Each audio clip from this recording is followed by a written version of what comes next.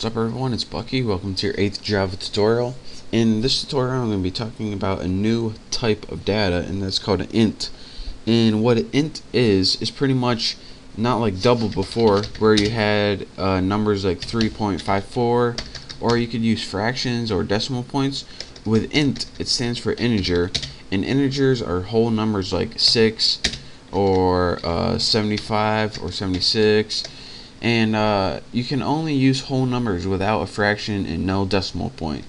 So another thing I want to point out is whenever you use int, like to divide and multiply and add and subtract, whenever you use two ints to do these operations, your answer is also an int. So even if your number comes uneven, like 11 divided by 4, that doesn't divide evenly.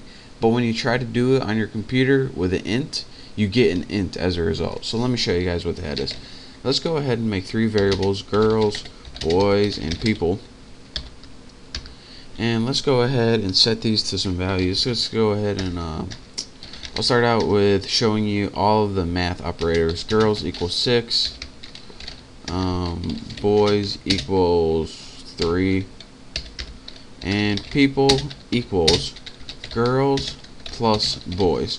Now I showed you guys how to use this math operator in the last one, the plus sign, to get a simple sum. So now we can go ahead, and the sum of girls plus boys is now stored in people. So we put system.out.println, and in our parameter go ahead and put, what is it, people. And now if we go ahead and run this, we get 9, since 6 plus 3 is 9. And so that is how you can use addition with Java. But addition isn't the only thing you can use. You can use minus or subtraction to get the difference, which 6 minus 3 is 3. You can also do some other cool ones. In the symbol for multiply is actually the asterisk, which is that little symbol above the 8. So whenever you want to multiply, make sure to use that. As you can see, 6 times 3 is 18. Divide is a special one. Now whenever you do this, you're going to get 2. But let me show you guys something where if you divide it uneven. Say you want to divide 11 by 3. Let's go ahead and see what our result is. 3.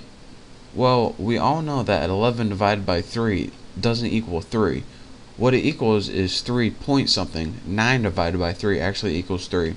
So what exactly is going on here? Well, Java said, alright, you want to work with ints? Well, ints are whole numbers, so whenever you ask the question in ints, I'm going to give you an int. So if you want to get this number exact, you need to use double. So go ahead and press OK, and there's your answer, 3.66. So that's the difference between int and double. Int gives you whole numbers, and double gives you like a fraction of a number, or numbers with the decimal points. So anyways, there's one more thing that I can help you out with when using ints to divide, and that's something called the modulus. Now we all know that 3 goes into 11 3 times, and that will give you 9. But you have 2 things left over whenever you do that, and that's where the modulus comes in. The modulus pretty means, alright, when you divide by a number, you get a whole number, aka an int, but you also have some left over. So let's go ahead and run this and see what we get. It says 2. In the modulus, if you remember from math class, this is another way of finding the remainder. So again, when you divide by 11 by 3, you get 9. You get 3, which 3 times 3 is 9, but you have 2 left over. So that's where that 2 comes from. Whatever's left over is the modulus. So that's how you can use the modulus along with int to find the exact value. So again, let me give you guys one more example. This one might be easier. If you have 7 divided by 3, you're going to get the answer 2, but you're going to have 1 left over. So if you divide it by 2, such as this, you're going to get the answer 2. But if you have the modulus, you're going to get the answer 1, since you have 1 left over. Right there.